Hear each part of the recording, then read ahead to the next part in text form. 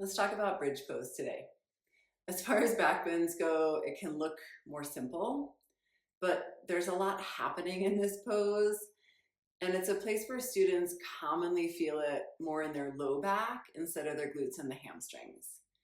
And as teachers, I think that's worth understanding so we can better support students and help them find a little more comfort and ease in the shape. Today we'll look specifically at how the feet, the posterior chain, and the low back all work together in this pose.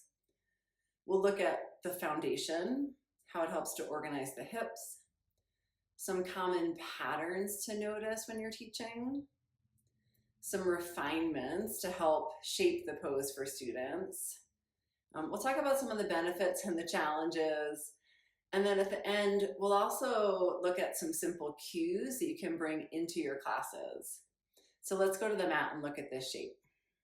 Let's first just look at how to set up and organize this pose.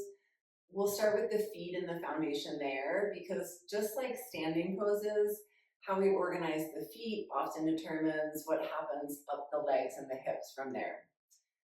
And just a note, I'll say this every time, there's no one right way to do or teach a pose. Every body is unique. So think about these as landmarks to try, cues to play with, instead of things that feel like they're prescriptive or corrective. Okay, let's come lying down. If you have a block, just have it nearby. You can just try it out for one of these cues to play with. Okay, so in general, right, we set up this pose feet hip width apart and parallel to one another. One of the cues that are often used in this pose is to be able to brush the backs of your heels with your fingertips. And that's not a bad cue, it gives a good framework. Just know that our arm length and leg length can really determine how close together those two things get. People with longer arms will reach their heels much quicker. So good framework, or just suggest people walking heels in as close to the hips as is comfortable in their body. When we talk about the feet hip width apart here, sometimes that's a vague guideline for people. They're not sure, especially when they can't see their feet. So you can also give the cue to line up sitting bones. If we think about sitting bones at the middle of the crease of the glutes with the backs of the heels. And sometimes just different cues help people find that organization differently in their bodies.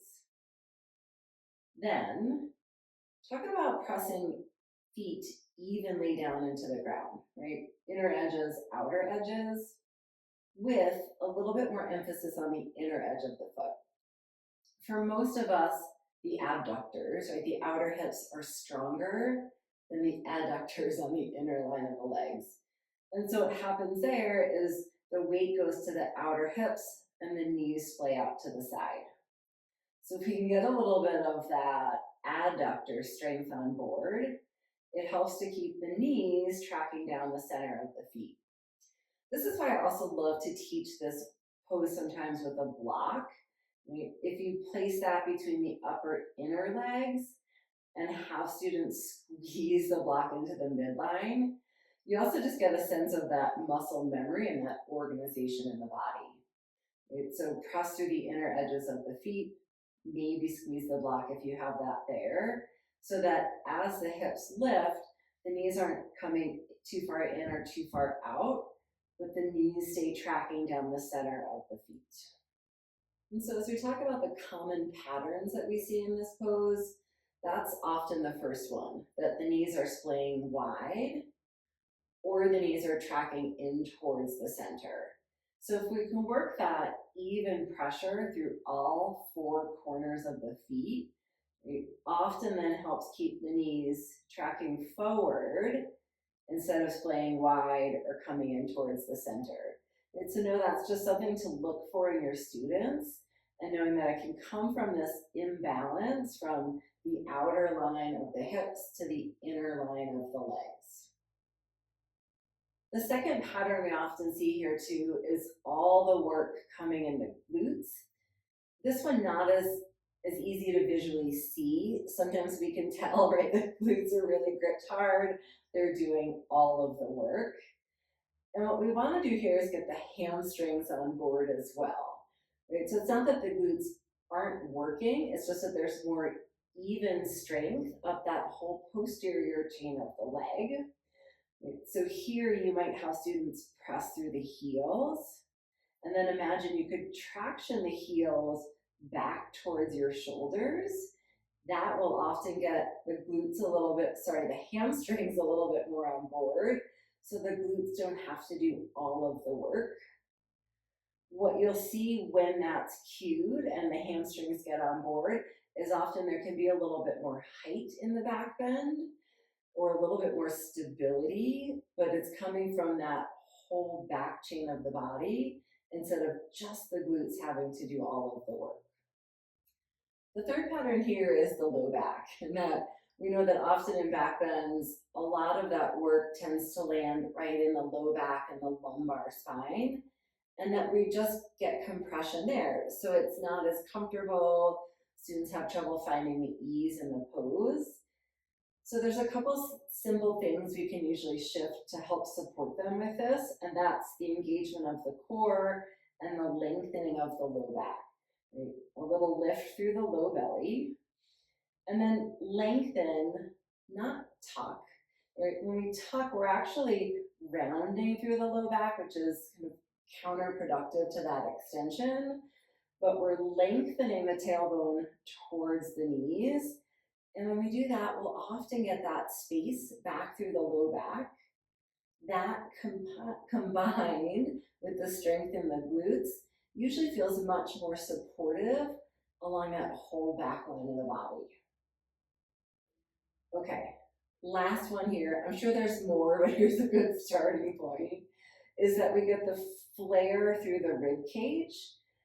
Usually it's at that, there's not a lot of that container through the core. The back bend's coming into the low back. The ribs are thrusting forward. So if you can cue your students to draw the rib cage in, and then the bottom of the rib cage down towards the pelvis, right? Then we're getting this nice container on the front body. The core is really supporting what's happening in the low back there. Right? 4 places that are a good place to start to help to organize this pose, find a little bit more ease and comfort and bridge. Now that we've felt it, what's actually going on in the body, and where does it sometimes get a little complicated? Benefits of this pose, I think about when the posterior chain is really working. Bridge pose can build a lot of strength through the hamstrings, the glutes, and the low back, and create space in the chest and the hip flexors, which are a great antidote to the sitting that we tend to do a lot in our modern world. Right? The challenge here, like we talked about, is that so often the low back gets compressed here because we're prioritizing the height over the organization. So how do we shift some of that out of the lumbar spine? Each spine is also structured so differently, which means the amount of back bend is really going to vary person to person. And I think that's really helpful to name in class so that students aren't comparing their pose to everyone else's, or it helps them to do that less and to know why. Okay, some things to watch for and cues you can try here. First, the feet and the knees. Are the knees tracking forward or splaying out wide to the side? The strong hip abductors on the outside will often overtake the adduction here, right? And so the knees will splay. Cue, try to press evenly through the inner edges of the feet and get the support of the inner thighs on board, and so you can balance that out. Second, hamstrings. Are the glutes doing all the work without the hamstrings on board? Cue, you can try. Press through your heels, traction the heels back towards your shoulders to engage the hamstrings. Third, low back. Is all the extension landing in the lumbar spine like we've talked about? The cue you can try here, press through the heels and lengthen the tailbone, not tuck. That can reverse the action we're trying to get here through the pelvis, but lengthen the tailbone towards your knees. And then last, the rib cage. Are the ribs thrusting upward? The cue here, try draw the lower ribs in to create that strong container through the core. So when the posterior chain is doing its job here, bridge becomes a whole different pose. It feels more supported and often more sustainable over time for your students. Again, it's also worth remembering that every spine has a slightly different bony architecture, right? The shape, the length of the spinous processes can really determine how much extension is available in each person's body. And that's why the depth is going to look really different in each person.